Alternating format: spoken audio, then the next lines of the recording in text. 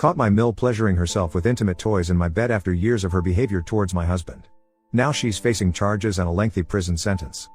I'm 27F and my husband Jake, fake name, is 27M. My Mill's always had some strange behavior towards my husband, but I'm only just fully realizing how weird, putrid, and inappropriate she actually is because of what I recently just walked into. I guess looking back now, I sort of see signs that I didn't see before, and I really regret not trying to protect my husband more or try to say something before. But it's all unfortunately in hindsight. I always just thought that's sort of how his family did things, and I never really thought it was my place to say anything. But first, some backstory. My husband and I have been together for 10 years. We started dating in our senior year. Back in high school, my husband used to play football and was working his way up to getting a scholarship. He always told me that he didn't actually want the scholarship. He said that he always felt pressured from his parents. His dad was the top dog back in the day and got the scholarship and even played pro for a bit before starting up his own real estate company. His mom, Barb, just sort of became this trophy wife. She was the pretty blonde cheerleader GF that everyone wanted to be and everyone wanted to date. Anyways, I saw glimpses of the way his parents pressured him when we were younger. They forced him into really tough, demanding, and regulative schedule. His mom would actually touch his abs and tell him that he looked good, or she wished his dad still looked like that. It was awkward, but it was sort of regular, and Jake never said anything. He just sort of laughed it off. And after we started getting serious, Jake wanted to play football less and was looking at starting up trade school to go up north. His parents hated that. And I remember him telling me that his parents hated the influence I had on him, and blamed me for the fact that he was skipping practice.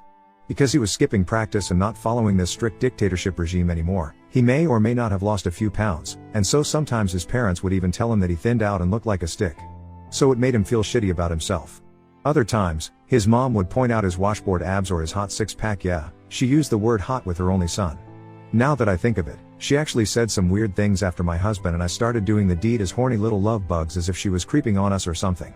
She once said, "I know what you're doing behind the furnace." Which is funny because we went behind there to do the deed, so we aren't in the living area in the basement. So she must have either heard, which is highly unlikely, or she was peeking through some hole somewhere. Anyways, that was always weird. And to top it all off, she always kissed him on the lips. I mean, to this day. Well, not anymore because we aren't talking to her. But for real. A grown-ass man kissing his mother on the lips. Oh, and she'd walk around with her bra and underwear on around the house. Even when I was there. It's like she was trying to show off her body or something. I mean, she looked good for her age. She didn't work for a living, she went to yoga and Pilates every day, so yeah. And I'm pretty sure she had a boob job. But anyways, it was weird. But particularly after we told them we were expecting our first, then she really got weird and started asking really inappropriate questions, and I caught her snooping around our place at one point. We hosted a family dinner at one point to tell everyone about the pregnancy, and she had gone upstairs to use one of our guest washrooms. Well, I had quite a bit of water to drink, and being pregnant, I had to relieve myself, so I had gone upstairs to go use our bathroom in our master suite, and I found my Mill snooping through my side table. And if you know anything, you know not to snoop through anyone's side table because you never know what sort of treats or trinkets and secret delights you might find. I'm like, Barb? I knew what she had seen in there, and she kind of just acted like in denial, and she said she was looking for Tylenol. So then I told her that it's downstairs above the stove and that Jake can get it for her. And she didn't even apologize or look unfazed. She just sort of giggled and went downstairs. And I'm like, hey you. So I tell Jake later that night, and he's like, that's really weird. Why would she do that? And I'm like, yeah. What did she expect to find? I'm like, she's been here so many times, I'm sure she knows where the Tylenol is. He kind of just wrote it off as something his weird mother did and didn't really say anything after that. Then shortly after that, she started bringing gifts over. On one time in particular, she brought me over a gift bag with little face masks and nail polishes and slippers, but then when Jake went to open his, he saw that it was a certain adult toy specifically for men that they put a certain body part in for solo time. And she's looking at him with a big huge smile on his face, and she says, "This is for when, Op, is too pregnant to take care of you." And I was like, And Jake was like, "Mom. WTF. And she's like, "It's the in thing for guys out there now."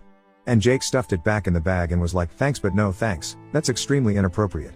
And she was like, "Whoa. I'm not trying to step on toes. I've been there before. I know what it's like to try to get things working when you're 8 to 9 months pregnant. I just want to make sure you're taken care of." Then he's like, "Okay. That's enough." So yeah. That was weird. Then on another occasion, she started asking intimate questions about how we conceived. And then I'm like, I don't think that's a conversation I want to have with our baby's future grandma. And she goes, "Oh no, I'm not grandma." And I'm like, okie dokie. I mean, I get it. Some women don't like being called grandma. I've heard Nana, CC, Glamma, or Diva, but I didn't ask what she wanted to be called in that moment. I couldn't have cared less in that moment. Then she started calling him babe/baby/daddy. And Daddy was interesting because she said it with this weird tone. But she was never overly excited to be a grandma. She was excited to have a baby in the house again. As if it was her house. She never called herself a grandma or a grandparent. Someone once cracked a joke and was like, "Ooh, I bet grandma's really excited and she's like a mama." And then they were like, "I think mama is usually reserved for the actual mother there, Barb." And people just sort of laughed it off. Another time, I want to say that I didn't catch her drinking my mother's milk tea. If you don't know, this tea helps pregnant women in their breastfeeding journey and helps them produce breast milk. Boo, and I'm pretty sure I caught her taking a box from my stash of tea. I know I had bought 3 boxes to prepare. She went into the cupboard earlier to grab something. And then when I went in there later, the boxes just sort of caught my attention. A few days later, we were at their place, and I went to throw out some used tissues in the garbage and saw a ripped mother's milk tea bag packet in the garbage. I really want to say that I hope she's not drinking it. Why would she be drinking that? Is she trying to produce milk? God, I hope not. That's next level. So then skip to giving birth. She insisted on being there, and granted, Jake actually called her for help because baby was coming earlier than planned and my mom was still out of town. So while we're in the room and I'm having contractions, instead of just sitting there quietly or helping me, she was standing next to Jake. She's basically wrapped around him, she's holding his hand, and the whole thing is just making me nauseous. When he's finally sleeping and trying to get some rest, I see her rubbing his leg. And in his sleep, he's pushing her away. Every time she did, he immediately moved away from her and you could tell it was bothering him, but he didn't say anything. Then I finally say, "Hey, can you go get some ice chips?" So she leaves to go and I'm like, "Hey Jake, can you tell your mom to leave? She's making me uncomfortable." And so when she came back, he told her to come back when things were ramping up. At first she tried to fight him about it, but she eventually left. We didn't end up telling her when things were ramping up and she didn't come back until baby was here, so ha. But then when she finally gets to see baby, she goes, "Oh, they look just like me, hey Jake?" Whatever. I don't see it. Now fast forward to 2 days ago. My mom has gone back home. She stayed with us for a few months while we were getting used to a new normal with baby. Mill suggests she come over to be at the house while baby sleeps and we go out for a little date night. Jake says this is a great idea, so we get going. We have a lovely night. Like honestly so in love and everything feels right.